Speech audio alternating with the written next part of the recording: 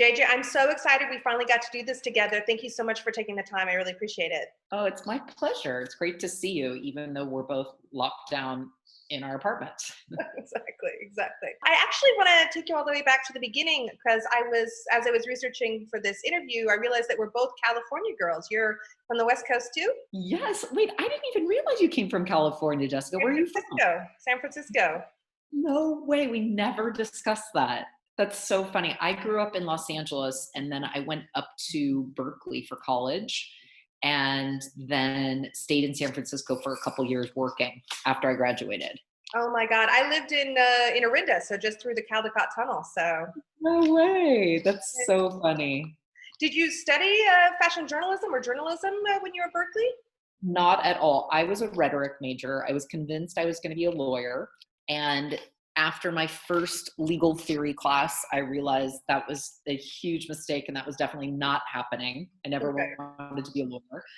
However, I really think rhetoric, which is basically the art of communicating, argumentative reading and writing and speaking, came in so handy when I eventually, much later, began my writing career. So, well, then talk to me a little bit about that because we have almost very similar paths in that I studied political science and had no intention of going to fashion journalism. That was a completely different path.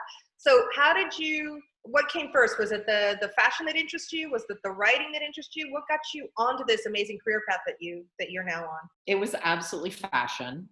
I didn't even think that I had the skills to be a writer. I didn't think I had the skills to be a creator. I didn't think I was a creative person. I was just absolutely attracted to fashion, to New York, to the media world. And I had grown up in a very non-fashion family. I didn't have any examples of people around me that had done that or that looked the part or that had the wardrobes. And it was always just this very remote dream. So when I graduated from Berkeley and moved to the city, I knew I wanted to be in something creative, but as you know, San Francisco is not really the fashion capital of the United States either. So what I did was I got into the industry that was the most creative, which was advertising. And San Francisco had a cluster of some of the most creative ad agencies. It was Portland, Oregon, and San Francisco, California, that had these boutique agencies that were doing all the best creative work for the ad agencies across the world. And so I started with Hal Riney. And then a couple years later, I transferred to another boutique agency called Kirschenbaum Bond and Partners in New York. What a great name. I'll never forget. Yeah, this was in like 1997, 1998, something like that. And I'll never forget because, there must have been like 45 of us. Everyone was under the age of 30. All the guys had like edgy haircuts. They were all wearing Prada sport shoes before Prada was even known. I mean, it was so cool. They were like everyone drinking at 4:00 on Fridays. And it was just this really wonderful creative environment. And what happened was I got super lucky because soon after arriving there, they landed the Tommy Hilfiger account and I was the account executive on this business. And oh my God, about a year later, I read about a job at Calvin Klein that had opened up in marketing and I applied and I got the job, like without knowing anyone, without no friends, nothing. I just literally sent my resume and a cover letter and I got the job. That's unheard of. For those of you listening, that is unheard of. It's kind of like me. I sent one CV to the Herald Tribune and got hired and became Susie Menkes' assistant without realizing who she was. So, it's very similar. That's crazy. Because usually you have to know somebody, especially in the marketing, that kind of field to get in. Totally. So was that job based in Milan? I mean, what brought you to Italy? No. So Calvin Klein was based in New York and I was in that job for about 2 years. And then I met an Italian man at a party, had a long distance relationship and decided to leave my New York lifestyle, my shoebox apartment. I left everything behind and I moved to Milan and I didn't have a job. So I started studying very intensely. I took 6 hours of Italian courses per day with 3 different private instructors. I literally did 2. I was like speed studying.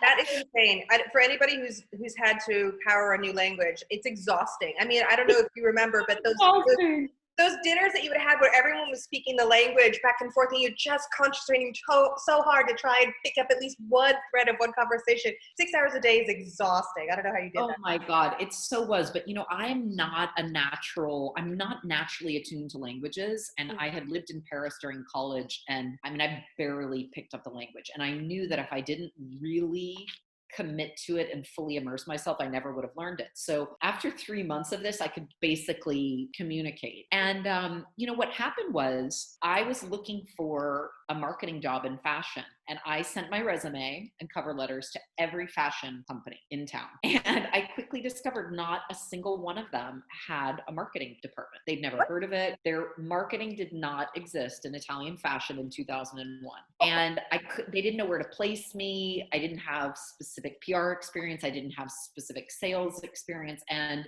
so I couldn't get a job, basically. And this led me to, some serious frustration. And until one day I was at a fashion week presentation and I'm standing at the bar and I meet Godfrey Deeny. Oh my God. And we just strike up a conversation. He's asking me what I do. I'm like, I don't do anything. I'm looking for a job.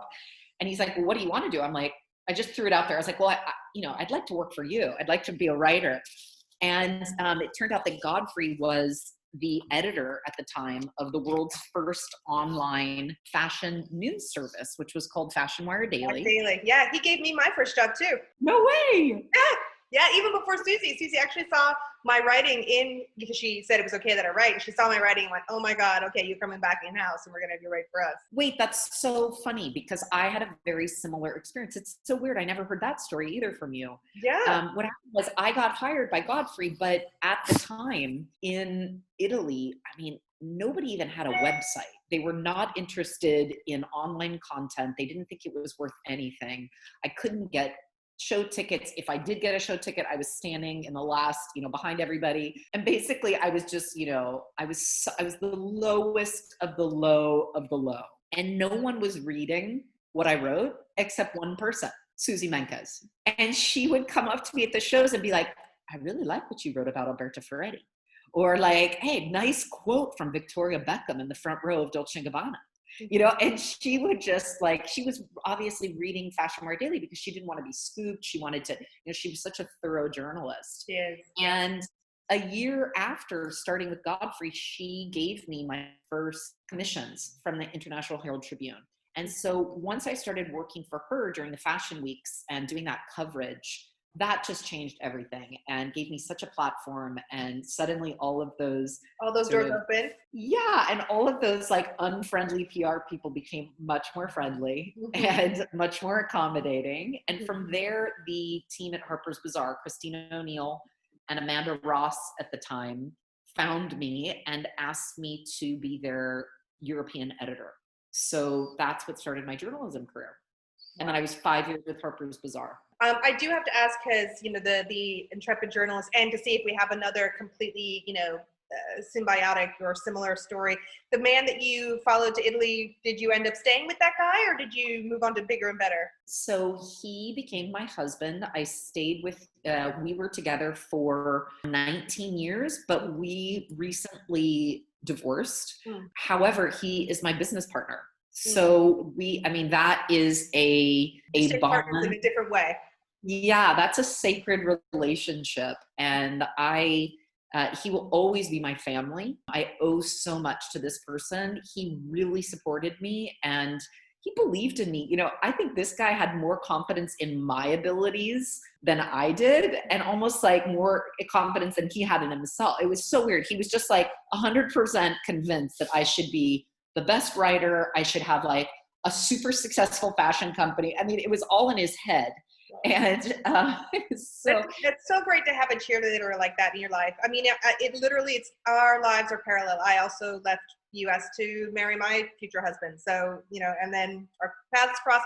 That's how we actually first met, was at the Herald Tribune, because I would go over your copy when I was working with Susie when you were filing for the special reports. And then so you Harper's Bazaar, you with Christine O'Neill, and you were 5 years there, and then I went 6 months in-house at Gucci which was Oh, the worst experience of my life, working for Frida Giannini and Patrizio Di Marco.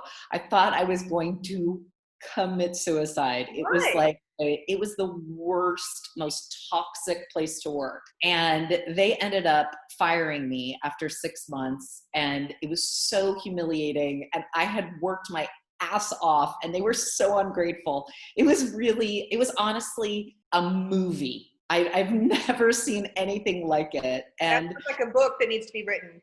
totally, especially because it's such a karmic rebate to see all of Alessandro's success and to know he was always there, and just to see what happens when the magic starts and the fear lifts off a company. Because when I was in Gucci, I felt it was like this culture of fear. I felt the fear. It was like a cloak everyone was wearing.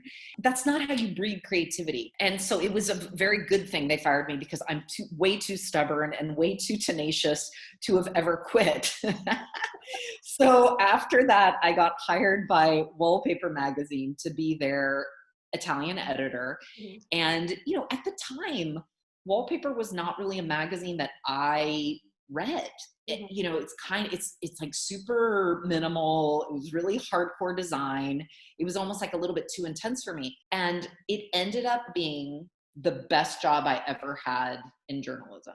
How so? Because they were so ahead of their time in terms of blending the worlds of art, architecture, design, food, fashion, and art all in one book. And no one was really doing that in a smart, intellectual way. And my job was like, they loved it when I would go and find that crazy artisan doing ceramics that like no one else could do. Whereas like at Harper's Bazaar, all I was basically doing was like profiles on Giorgio Armani and Donatella Versace and Dolce Gabbana.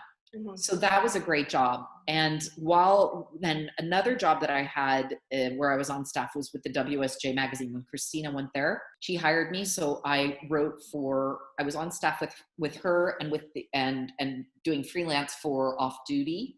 Mm-hmm. And then you know what it's like. I mean, I was just doing tons of freelance writing as well. I mean, I think I've written for every fashion title in the United States and the UK, a lot of Japanese titles too.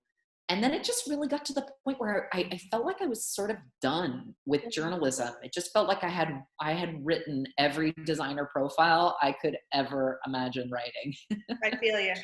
I know it's like, how many different times, as much as how many different times can I interview, Dries Van Noten, because I've done it so many times. Like, what new angle can you come up with?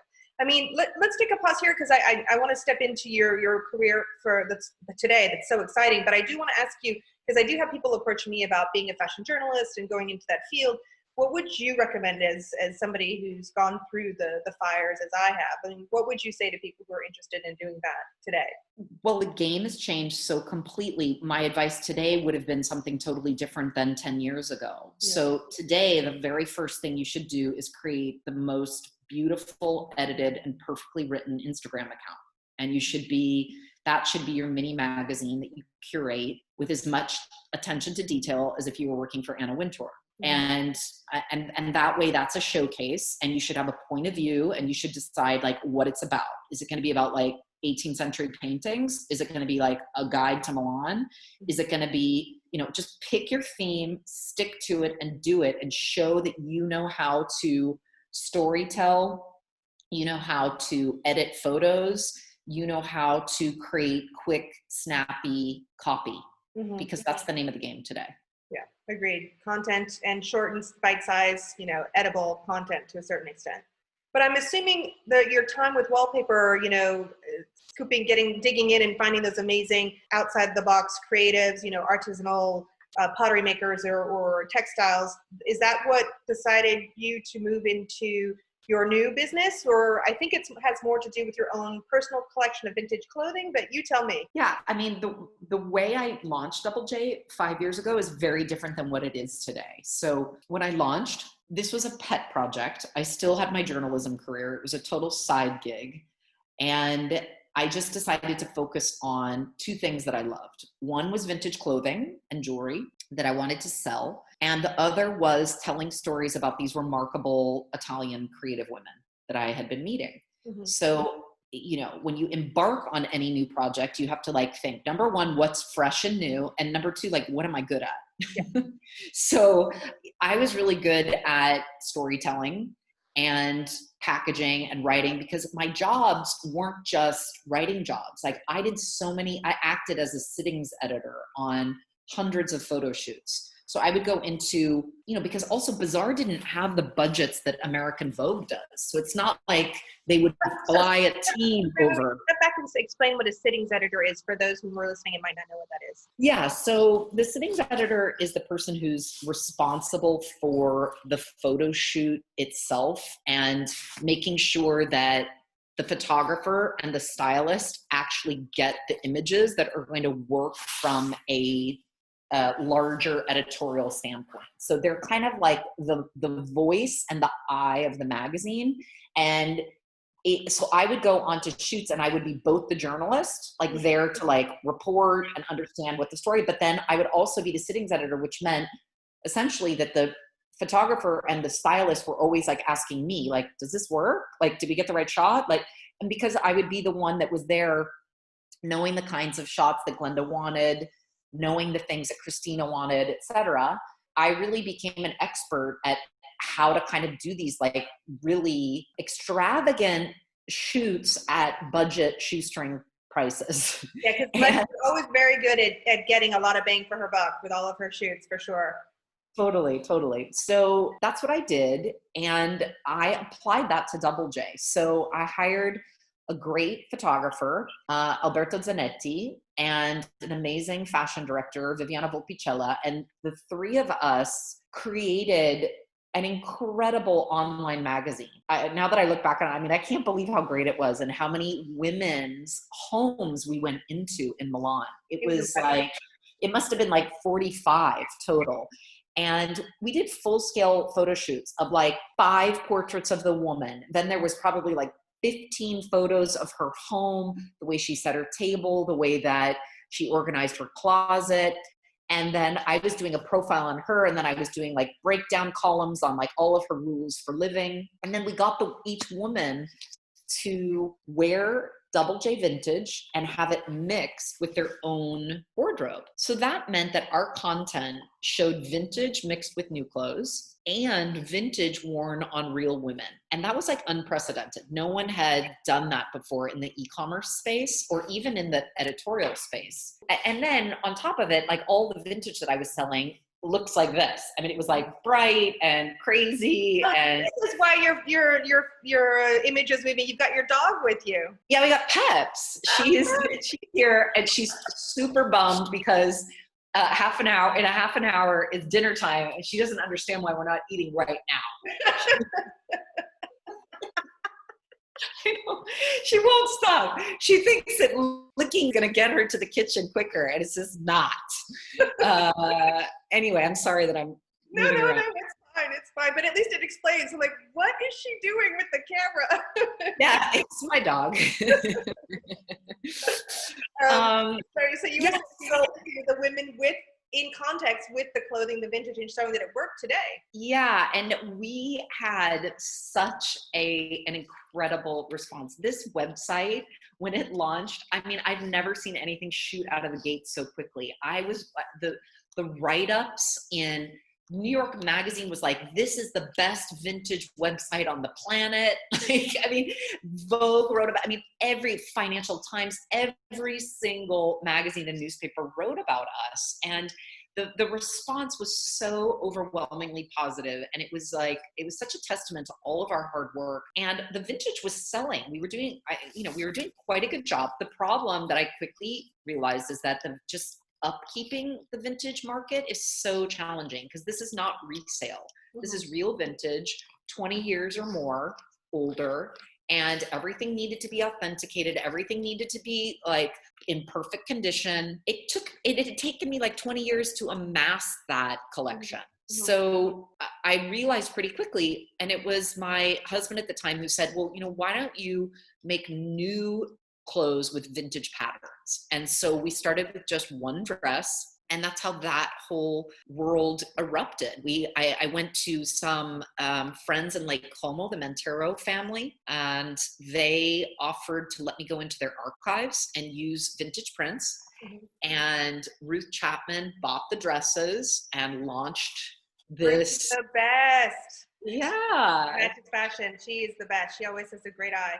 I want to talk then how you would, I mean, I think that's so brilliant to even think about going into these, dusty older brands and finding these vintage prints and turning them into modern pieces. And then also your silhouettes are very clean so that the patterns look amazing. But I'm curious, I just want to go a step back to when you launched the site, because I know some people who are thinking about launching their own brand are going to want to know, granted you have the inside contacts, you could call up, your friends, but what was the build-up strategy for the launch? Because it had a huge reception, like you said, but how did you prep that reception on the back end? Were you reaching out to people? Did you do, whisper in people's ears? Because I think people would want to know how you were able to launch so big and so bold in that way. There's definitely work behind that, not just the quality of the website itself. Yeah. So this was where my husband's company came in so handy, because he had an e-commerce company that works for several big brands called the Level Group in Milan.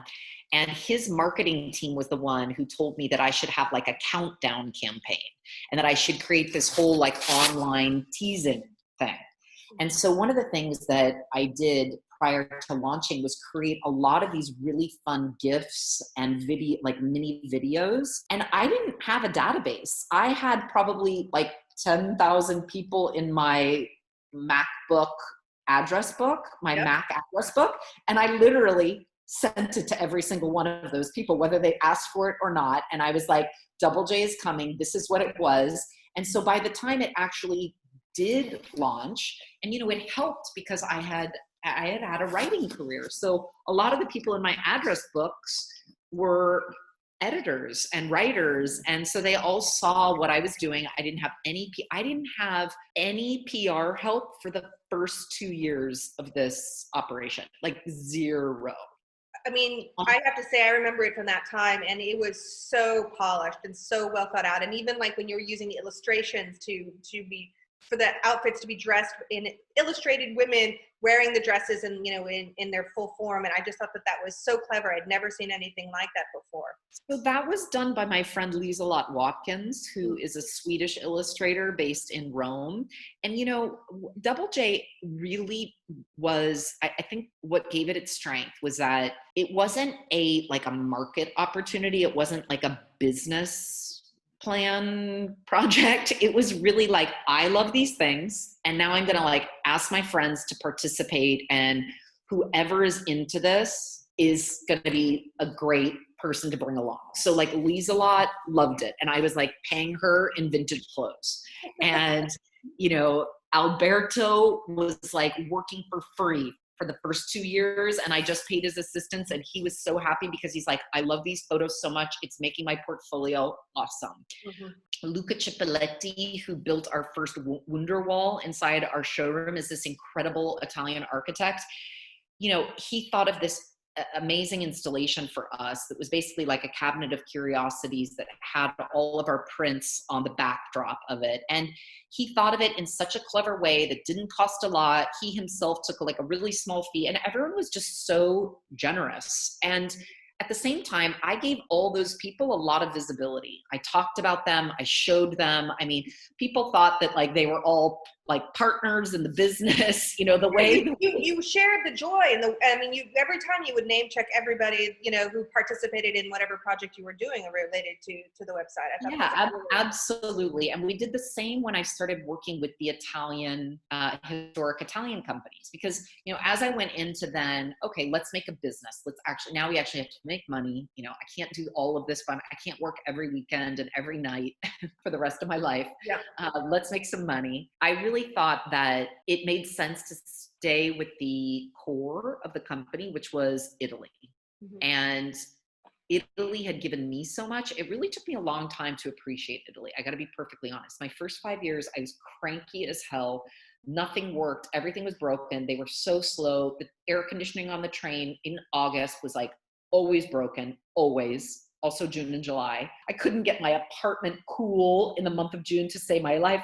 I was just freaking out all the time with the most ridiculous complaints. Now that I look back on it, I realize how sort of superficial I was and how I had just come and brought my American sort of attitude of, well, I deserve, it's my right to have, air conditioning that works, whatever. I want to have all of the stores open on Sunday at any hour of the day. Or just, there was no yoga. I literally could not find anything to soothe me. There were, I didn't like, of course I like Italian food, but it's like, I just wanted to eat a salad. I wanted to have vegetables and, I'm kind of a vegetarian. I had a really hard time with the food. I couldn't find any place to jog. I was like, I was an athlete. I was so frustrated. No yoga, no Pilates, nothing in 2001. So this was like a huge spin cycle. And when I look back on it, I realize that difficulty is like all of the difficulties that we face, whether you're now trapped in your house dealing with your family that you can't stand, or your loneliness that you can't stand, or whatever it is. It's like we come up against these walls in our lives where, our familiarity breaks down, our control breaks down, and it's very difficult to operate. And I really learned a lesson in humility in Italy. I really learned a lesson of slowing down, of enjoying what is in front of me, of not having to be in a rat race, not having to be on a treadmill. It's actually a good thing that everything is closed on a Sunday. That way I can relax. I learned a lot in Italy, and I really felt like it was my duty and my honor to give back and to shine a light on a lot of Italians that normally don't even get that much recognition. I mean, Montero has been working for the top fashion brands in the world for the last 115 years. I mean, when I go in and do like a factory check with them, I see Gucci being printed, I see Vuitton being printed, I see Dior being printed, and then there's Double J. That's a nice group to be with. I mean, but it's like the website is like a love letter to all things Italian. I mean, it really is, the artisans of Italy. And it's not just the fabrics anymore, because you also you expanded your brand out into, and I'm thrilled by this, the bedding, the homeware, the leisure wear. I mean, you've really blossomed and made this kind of a full lifestyle website. Was there a game plan to come into that, or was it more like, oh, I love this Italian company, I want to work with them, and then but you tell me. It was more like it wasn't the game plan. It was, again, I always like talk about this like heart thing and this intuitive thing with Double J. It was like, is this something that excites me or not? The idea of us doing printed tablecloths and printed porcelain plates really excited me. And my husband at the time was like, you're not going to make any money off of this. We're not doing that. And I'm like, yeah, we are. We're doing it. And it was a huge hit. And granted, it's not our biggest moneymaker, but we don't lose money doing it. And it makes the entire world of La Double J so much more tactile and something that you can bring into your house. We've got blankets, we've got vases, we've got plates. We have Murano glasses that we do with Salviati, which is a 19th century company in Murano. We've done a collaboration with Cartel. We work with ANCAP in Verona for the porcelains. We just did a collaboration with Acqua di Parma and one with Valextra. And so the idea is like, I mean, some of those brands, a lot of people really know. Others, like Montero, Gucci is not putting their name in the label. Gucci is not talking about Montero. Mm-hmm. No one is. Mm-hmm. And so we started doing that, and we, it's usually like a co-collaboration. I'm very vocal about our partners. I want to support them. And I think it's really important that customers start to really do their homework on where things are made and how, because there are brands that are priced very similarly to Double J and that are all sourced in Asia. And that's cheating the customer. I'm just going to say it really, really blatantly, because their margins are like, I mean, the difference between what their product costs and what our product costs is probably like four or five times less. And it's unbelievable how much brands take advantage of that. And I also, one thing that is like really shocked me just doing my own little research, because I was approached by one of those big mass fashion companies to do a collaboration. And at first I was really honored. I was really excited, for sure. We should do it. What an opportunity. And then speaking to Livia Firth and getting more information and watching her documentary on just what happens in the factories for Zara and H&M around the world, I don't think I can be a brand that stands for women and support a company whose factories subjugate women. And I don't think that 99% of the customers out there are even aware of it. Otherwise, why would they keep shopping in these places? I guarantee you they wouldn't. I think that we are really at a time where it's going to be a paradigm shift in relationship to that. I think we're going to see this idea of traceability, authenticity, sustainability. And I think that's all going to come from the customer finally demanding, especially because you can see how during this confinement period, how little you actually need. So it's more about, it's really about deciding what do you want to bring into your life at this point? Like, what do you want to support? Yeah. And don't you want to like keep historic businesses that treat their companies well in business? And like, let's stop the factories that are literally like, there's reports of sexual abuse in some of these factories. They're paid completely unfair wages. They are being totally oppressed in their working conditions. You don't want to be a part of that. Yeah. That is not what you want to put. A garment like that is not carrying good energy. It's just not. And then you want to, and I think that you want to buy less and buy quality that's going to last longer, because what you're offering, and I have to say that I'm impressed by your price points, because in the world of fashion, they are reasonable. I mean, reasonable to a certain extent, that they're quality and reasonable, because they're, like you said, the fast fashion stuff, you can get things out there, but it'll disintegrate in your hands after one washing or two. So I am making a luxury product in Italy that does not have a traditional luxury price. We are 30 to 40% less than luxury, and we are making our items. Our porcelain is made in the same factory as Richard Ginori, and our prices are half as Ginori. So, I mean, it's incredible. It is unbelievable. And people, I don't know, I don't want to harm anyone. Yeah. But at the same time, I'm like, wake up, you guys. Like, there's a brand right now that is it's an Australian brand. I'm not going to say the name. It's going like gangbusters, good for them. But when I find out that their dresses sometimes cost more than mine and they're manufacturing in Asia, I'm like, what? Yeah. How is that? How can you be treating the customer this badly? Yeah, like, it's disrespectful. Absolutely. Well, this actually leads me to I think it was the last time we saw each other in person in Milan.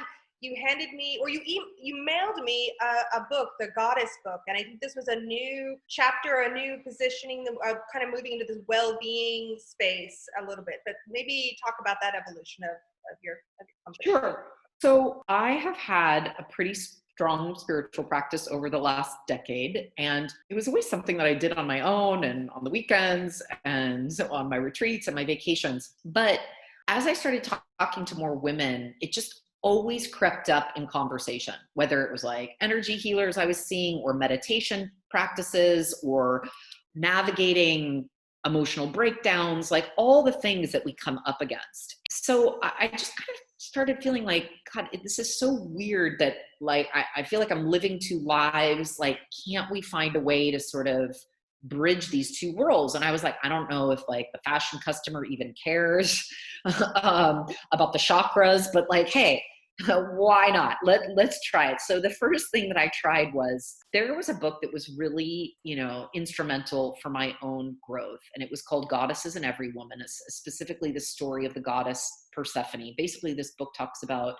female archetypes and how the Greek goddesses and their stories can teach us about archetypes, and basically just get you to learn more about yourself and why you might be doing the things you're doing, both the good and the bad and the weak and the strong, and where you might need to grow or shine more light in your life. And the story of Persephone is super major. You can go onto my Instagram and on Double J's Instagram, because we've had some posts recently about Persephone. Mm-hmm. But I had my team design me the goddesses. There are 7 primary Greek goddesses. And I just said, like, we always see these goddesses in kind of like pre-Raphaelite light. Mhm. And they always look really dusty and kind of, from the Romanticism painting period or whatever. And it didn't feel modern. And so we kind of designed these like kooky, crazy looking goddesses and made a collection around them. And Matches picked it up and did it in exclusive. And then we went to London to launch it at their townhouse. And what was so great was that they sort of allowed me to kind of take a different tact. And this is what's cool about Matches, is that they're like a very modern retailer doing things in new ways. And it's not just about, let's just have a cocktail party and invite people and like buy a dress. Mhm. I said, like, hey, why don't I invite my Qigong master from Bali, and why don't we do like a week takeover in your townhouse where we can do some women's circles with women we know, some journalists, etc., kind of talk about the book. And then we can also do Qigong sessions and teach people what Qigong actually is, which is a practice that I had picked up in the last year prior to that. And so we did, and it was like an amazing new way of relating to my own company, to relating to our product, to like suddenly sitting down with women and like being human about it and being like, hey, you know what? This is really not about looking good. This is about feeling good and really tapping into what you need and listening to your body and your soul and your heart. And that goddess chapter is like one of hundreds of these. There's lots of different kind of pools that I'm playing in. And that was the first that I sort of brought to Double J. And then lockdown, sort of unexpectedly provided another resource for us. And suddenly, my content team, who's great, they were like, why don't you just start talking to women? And like, and so I just started these videos and was really honest about what I was going through, what they might be going through. And we kind of just like this whole thing sort of took light, and I've had great reactions. I realized like that's kind of my dream. One day I'd really like to open up a retreat center in Italy where I can host yoga retreats, meditation retreats, have my Yoni group, have my ovarian breathing girls, have my energy healers, and really just kind of, I don't know, that's like the future for me.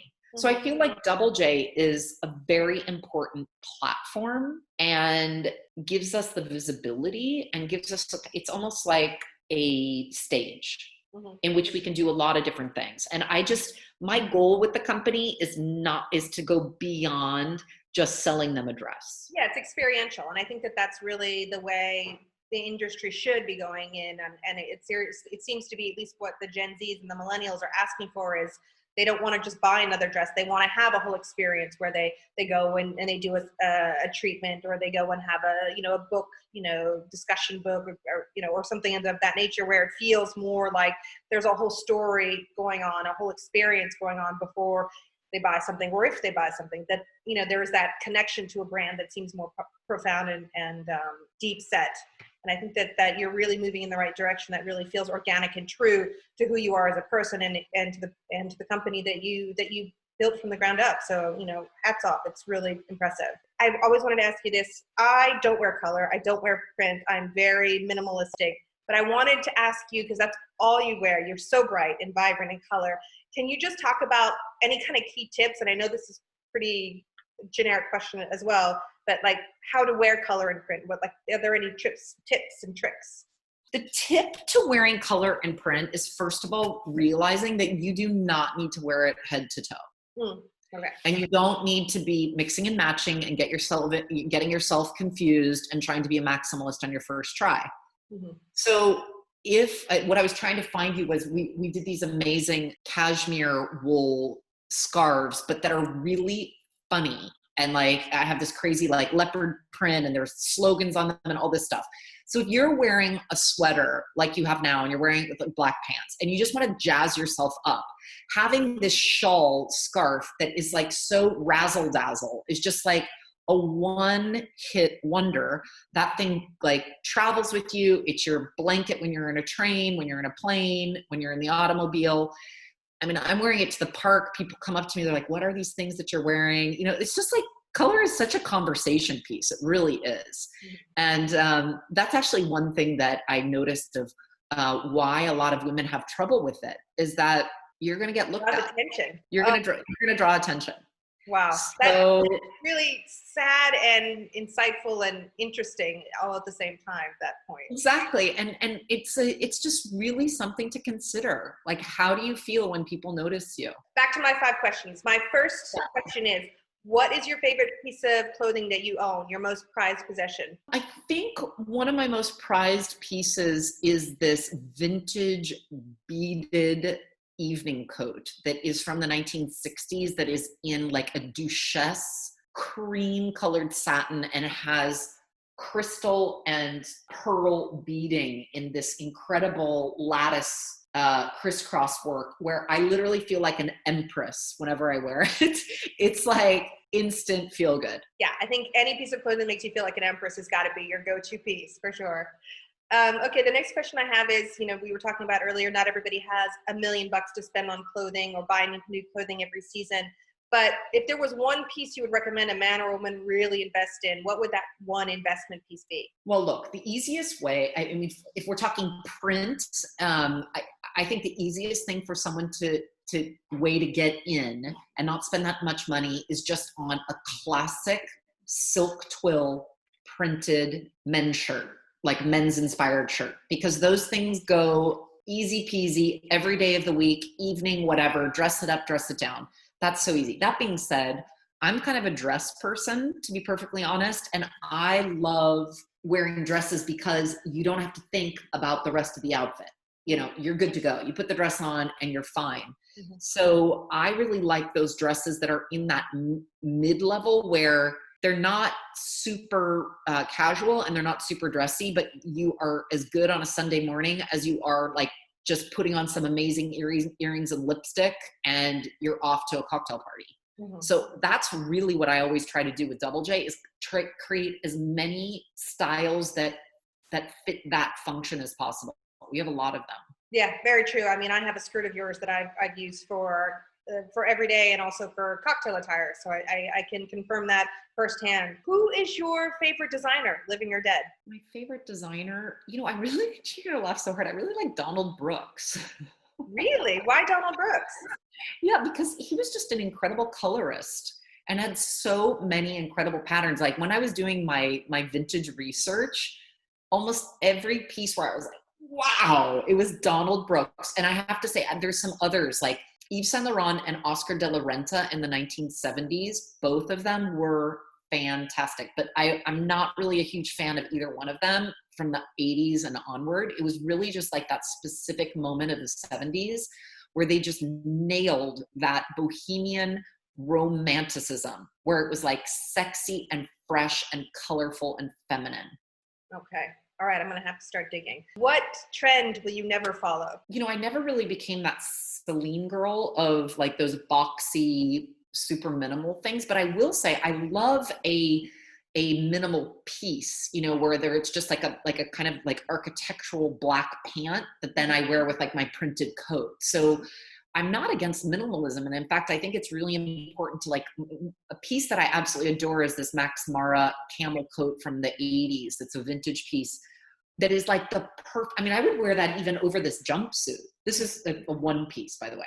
And, I love layering on those really clean pieces with crazy printed ones. And it just like takes the whole thing down. Mm-hmm. I don't really see myself in like architectural I'm much more feminine. I love feminine fashion. Okay. Last question. What do you love most about fashion? What I love most about fashion is the creativity and the fact that we are allowed to dream and create beauty. Mm-hmm. And I think that this is something that artists do, but they oftentimes are trying to like prove a point in some way that sometimes like gets off just like beauty for beauty's sake. And I don't mean that to create beauty in a woman, but I just mean like, look, I don't know, the painting behind me. It's just the colors are perfect. And it, you know, like, it's just beauty there. I'm really attracted to it. It's almost like a floral bouquet, watching flowers come up from the earth, like